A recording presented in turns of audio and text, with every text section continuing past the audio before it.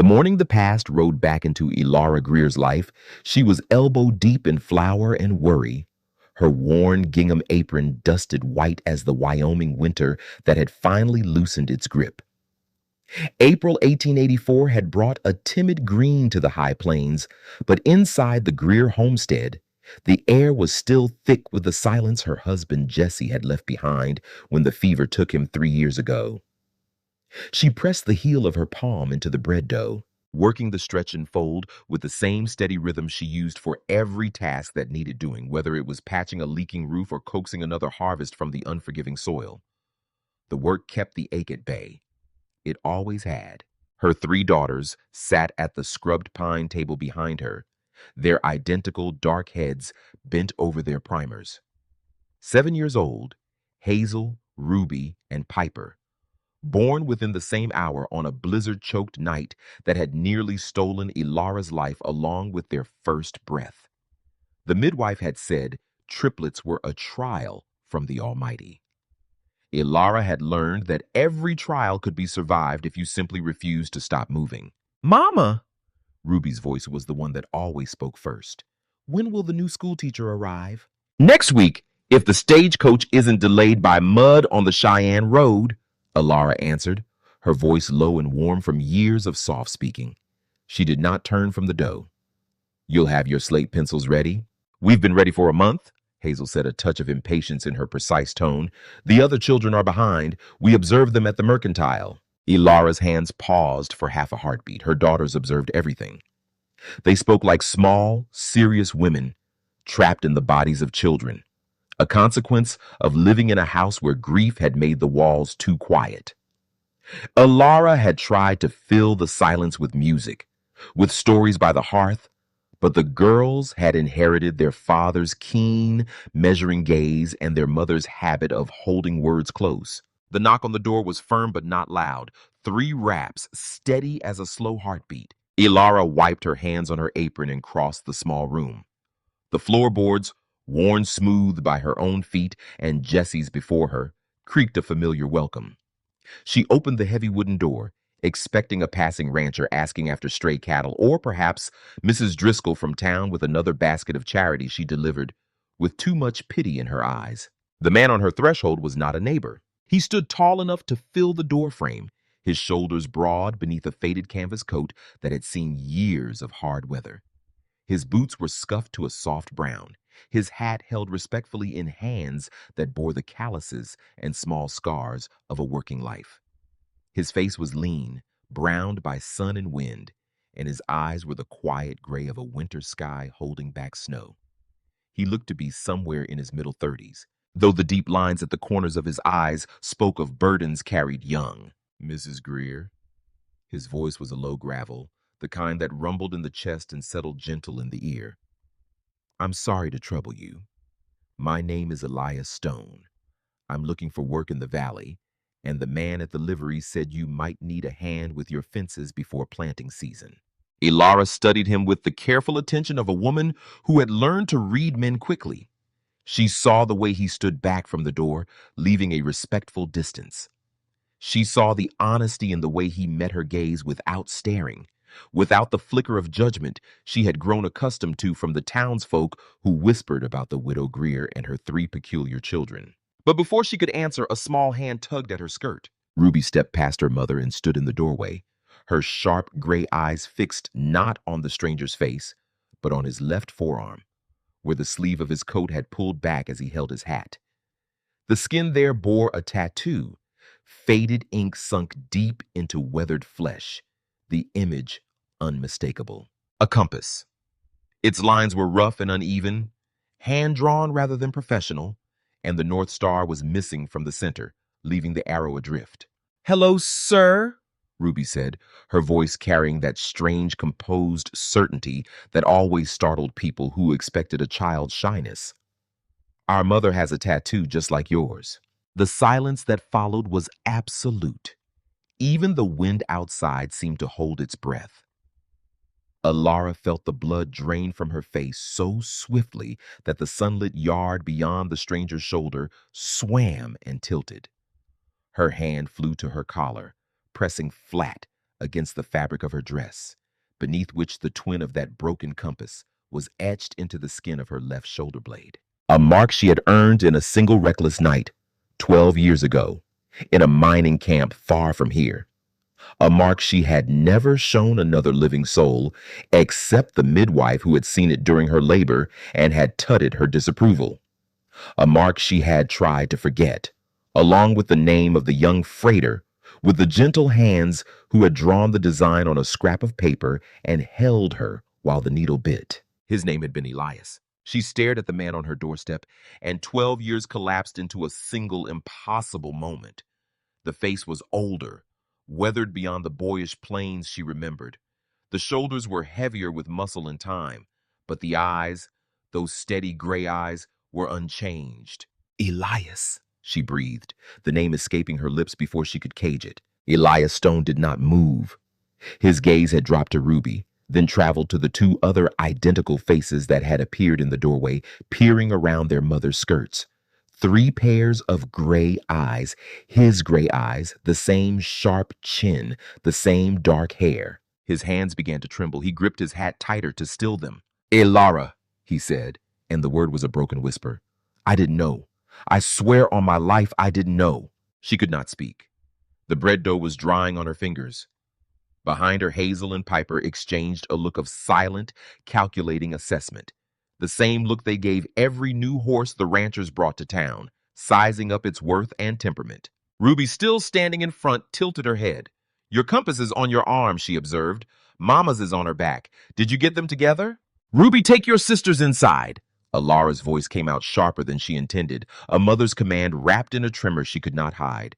Close the door, go to the kitchen, and wait for me. But Mama! Now! The girls retreated, their footsteps reluctant on the wooden floor.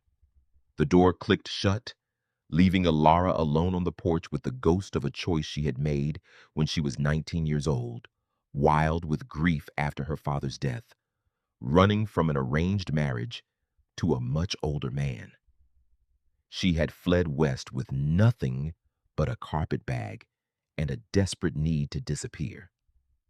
For 3 weeks, she had found work washing clothes in a rough mining settlement north of Laramie. And for 3 weeks, she had shared a tiny rented room with a young freighter named Elias, who spoke little, laughed rarely, and looked at her as though she were the first kind thing he had ever seen. They had been 2 wounded strangers clinging to each other in the dark. When the money ran out and the camp grew dangerous, they had parted ways at dawn, neither knowing the other's full name, neither asking. He had gone south to haul timber. She had drifted east, carrying a secret she did not discover until the nausea began 6 weeks later. Jessie Greer had found her that winter, half-starved and hiding her swelling belly behind a borrowed coat. He was a homesteader twice her age, a widower, with a gentle soul and a failing heart. He had offered her his name and his protection, asking nothing in return but companionship and the chance to leave his land to someone when he passed. She had accepted with gratitude that bordered on prayer. Jesse had loved the triplets as his own from the moment they drew breath. He had died when they were 4, leaving Alara with the farm, the girls, and a secret tattoo she never explained. And now, standing before her in the pale spring sunlight, was the only man alive who knew its meaning. You have to leave, Alara said, her voice brittle. You cannot be here. You cannot. They're mine. It was not a question. Elias's voice was hoarse, raw with an emotion that made his broad shoulders bow. The girls, they're my daughters. They are Jessie Greer's daughters, Alara said, her chin lifting. He raised them. He gave them his name. He loved them when there was no one else. I didn't know, Elias repeated, and the anguish in his voice cut through her defenses like a blade through winter wheat. Elara, I searched for you.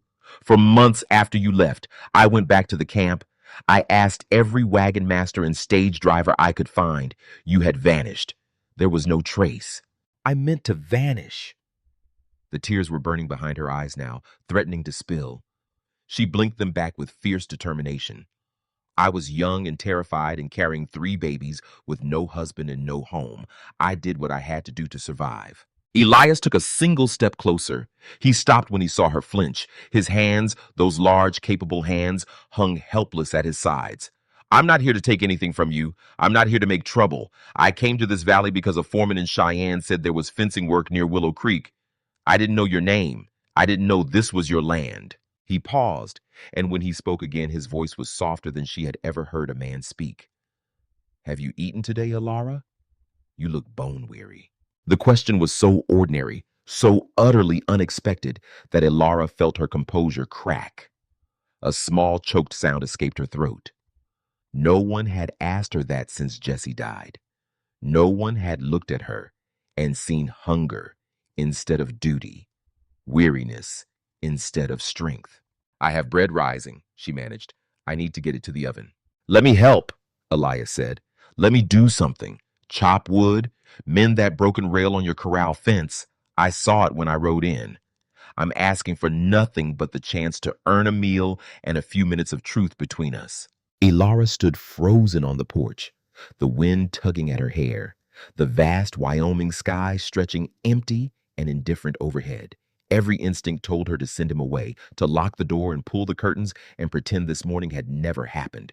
But beneath the fear, beneath the years of guarding her heart and her children against a world that offered no safety, a quieter voice whispered that this man had once held her through the night when she had nothing. One meal, she said at last, the words dragged from somewhere deep and reluctant. And then we talk. The girls will eat with us. You will not tell them anything until I decide what is right. Agreed, Elias said. He did not smile, but something in his gray eyes kindled, a small, steady flame that promised warmth without consuming. He walked to the woodpile without another word and began splitting logs with an economy of motion that spoke of years of hard labor. The axe bit cleanly into the pine, the rhythm steady and unhurried. Alara watched him for a long moment through the kitchen window, her hand pressed once more to the hidden ink on her shoulder, before she turned back to her bread with trembling hands. The meal was strange and quiet, and filled with the scraping of spoons against wooden bowls. Ilara had stretched the stew with extra potatoes and carrots, the way she always did when money was thin, but the rich scent of thyme and slow-cooked beef filled the small kitchen with a comfort that felt almost painful. Elias sat at the far end of the table, his large frame somehow folded small to take up less space. He ate with the careful gratitude of a man who had known real hunger. The triplets watched him with open, unblinking curiosity. You split the whole woodpile, Hazel observed, her tone carrying the faintest edge of approval. The hired man Mama had last autumn only did half before he quit. Wood splits easier when it's dry, Elias said, and your ma needed it done. Are you staying? Piper asked, the quietest of the three, her small voice carrying a hope she did not try to hide. Alara set her spoon down with a click. Mr. Stone is passing through. He helped with the fence and the wood, and we've thanked him with a meal, that's all. Ruby looked from her mother to Elias and back again. Her sharp gray eyes lingered on the compass visible below Elias's rolled sleeve, then flicked to the back of her mother's neck, where the matching mark lay hidden. She said nothing, but her small jaw set with a determination that Ilara recognized with a chill. After the meal, Ilara sent the girls to the barn to collect eggs, an unnecessary chore that they accepted with suspicious glances but did not argue. When the door closed behind them, she turned to Elias with her arms crossed tight over her chest. You see them now, she said. You see what I kept from you. What do you intend to do about it? Elias stood by the hearth, his hat still in his hands. He had not put it on since he walked through the door. I intend to stay, not in this house. I'll find lodging in town, or I'll sleep in the hayloft if you'll allow it. But I'll stay in the valley. I'll work. I'll earn my way. And I'll show you over time that I'm not here to disrupt your life. I'm here to be part of it, if you'll ever let me. And if I won't? He met her eyes without flinching. Then I'll still stay. Those girls have my blood, and even if you never let me call them my daughters, I'll make sure their mother doesn't work herself into an early grave trying to hold this place together alone. Alara felt the tears she had been fighting finally spill over. She turned away, pressing her fist to her mouth, her shoulders shaking with silent sobs she had not allowed herself to release since Jesse's funeral. She heard Elias step closer, felt the warmth of his presence behind her, but he did not touch her.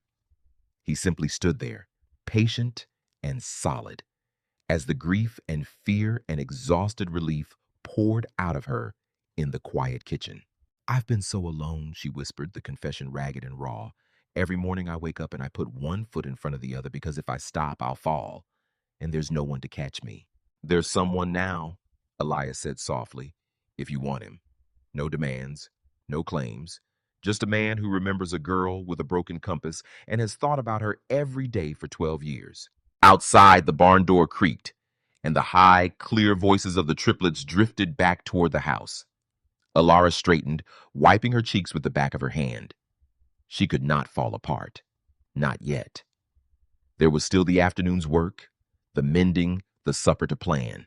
But for the first time in 3 years, the weight on her shoulders felt fractionally lighter. Elias found a room at the boarding house in town, run by a sharp-eyed widow named Mrs. Hendricks, who charged too much and asked too many questions. The whispers began within the week. A strange man, seen riding out to the Greer homestead every morning before dawn and returning after dusk. A drifter, some called him. A fortune hunter, said others, eyeing Ilara's 160 acres of decent grazing land. The women at the quilting bee, led by the formidable Martha Driscoll, exchanged knowing looks and murmured about the impropriety of a widow entertaining a bachelor without a chaperone. Ilara heard the gossip, carried back to her by the occasional sympathetic neighbor, or the barely concealed barbs Martha delivered at the general store. She held her head high and said nothing. What could she say? That the father of her children had returned from the past, like a letter delivered 12 years late? That she was terrified and hopeful in equal measure, and that she had no idea what the future held? Elias heard the gossip too. He ignored it with the same quiet resolve he brought to every task. Each morning, he rode out to the Greer place and worked until the light failed. He rebuilt the sagging porch. He cleared the irrigation ditch that had choked with silt last spring. He fixed the wheel on the wagon that had been sitting broken since harvest. He did these things without fanfare, without asking for thanks, and when Ilara brought him a tin cup of cool water from the well, he drank it with such simple gratitude that it made her heart ache. One afternoon in late May, Martha Driscoll arrived unannounced, her buggy clattering into the yard with an air of righteous purpose. Ilara was in the garden, her hands black with soil, while the triplets sat on the porch shelling peas.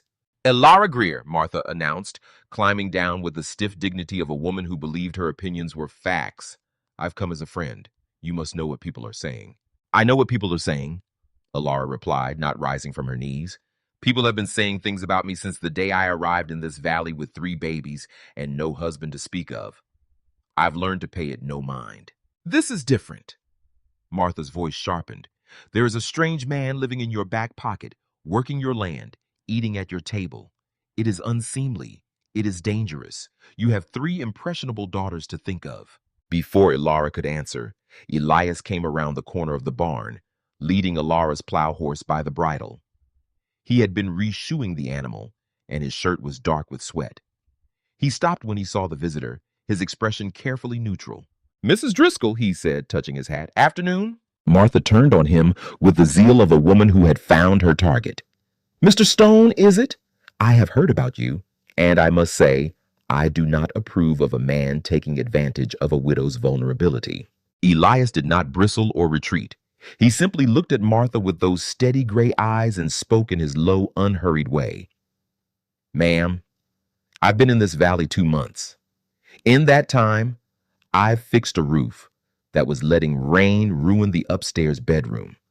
I've put in a new well pump so Mrs. Greer doesn't have to haul buckets with a back that's given her trouble since her lying in.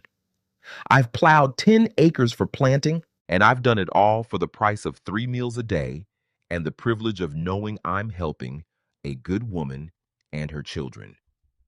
If that's taking advantage, I reckon you and I have different definitions of the word."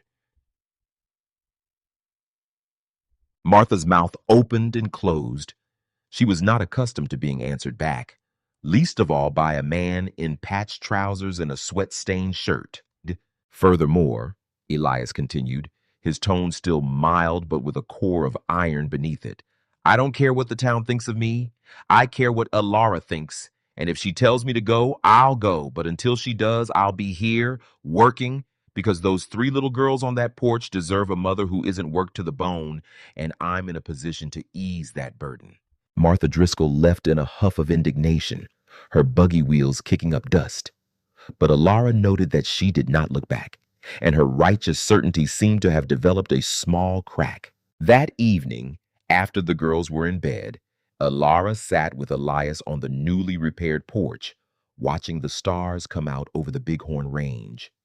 A lantern burned low between them, its flame steady in the still air. You shouldn't have spoken to her like that, Alara said, but her voice held no reproach. She'll make trouble for you in town. Let her, Elias said. I meant every word. I'm not here for the town's good opinion. I'm here for you. Alara was quiet for a long moment. The night wind stirred the cottonwood leaves with a sound like distant water. I've been thinking about what you said, about staying, about proving yourself over time. And she turned to look at him, this man whose ink matched her own, whose silence had steadied her through the years she had not even known he was searching. Why did you draw the compass without a North Star? She asked. That night, in the camp, when you sketched it on the napkin. I never asked why. Elias looked down at his forearm, the faded lines etched into his skin. Because I was lost, he said. I've been drifting since I was 15, hauling freight, working timber, never staying anywhere long enough to put down roots. That night, I drew a compass with no star because I didn't know where I was going. I didn't think I'd ever find my way. He lifted his gaze to hers. I think I found it now. The tears came again, but this time, Alara did not hide them. She let them fall, silver in the lantern light, as the compass on her shoulder seemed to warm against her skin, its missing star finally finding its home. The wedding was a quiet affair in the little white church at the edge of town. September sunlight streamed through the plain glass windows, gilding the worn wooden pews with gold. The pastor, a gentle man who had baptized the triplets and buried Jesse, spoke the words with simple grace. Elias stood at the altar in a clean white shirt Alara had sewn for him, his gray eyes never leaving her face. Alara wore her best dress, the one she had saved for years, its cornflower blue, faded but still beautiful. The triplets stood beside her in matching dresses of their own, their sharp faces soft with a wonder they rarely showed. When the pastor asked if anyone had cause to object, Martha Driscoll sat rigid in the third row, her lips pressed thin, but she said nothing. Half the town had turned out, curious to see the widow and the drifter, and what they saw was a man whose hands shook slightly as he slid a simple iron ring onto Ilara's finger, and a woman whose face, for the first time in years, was lit with something that looked very much like peace. At the small gathering afterward, held on the Greer land under the cottonwood trees, Hazel approached Elias with a plate of cornbread. You fixed the porch and the well and the wagon, she said, her tone matter of fact. Does this mean you're fixing our family too? Elias knelt down, bringing himself to her level. I'm not fixing anything, sweetheart. You and your sisters and your mama were never broken. I'm coming home. Ruby appeared at his elbow, holding one of the carved wooden compasses he had made for them in his workshop, its North Star whole and true. It's finished now, she said, tracing the polished surface. The compass. It knows where it's going. Elias looked up at Alara, who stood a few feet away with Piper's small hand in hers, watching. His eyes were bright. Yes, he said, his voice rough. It does. As the sun sank behind the bighorns and the lanterns were lit among the trees, Alara felt a hand slide into hers. She looked up at her husband, after all these years, and saw the question in his eyes. Have you eaten? He asked quietly, the words that had first cracked her defenses months ago, now carrying a lifetime of tenderness. You've been on your feet all day. She laughed, a soft, wet sound, and squeezed his hand. Not yet, but I will. We will. They walked together toward the table where their daughters sat, the three gray-eyed girls who had brought a broken compass back to its star. The food was simple, the night was cool, and the family was whole. If you felt the quiet strength in this story, Please share it with someone who might need to hear that lost things can find their way home. Your kindness in passing it along means more than you know.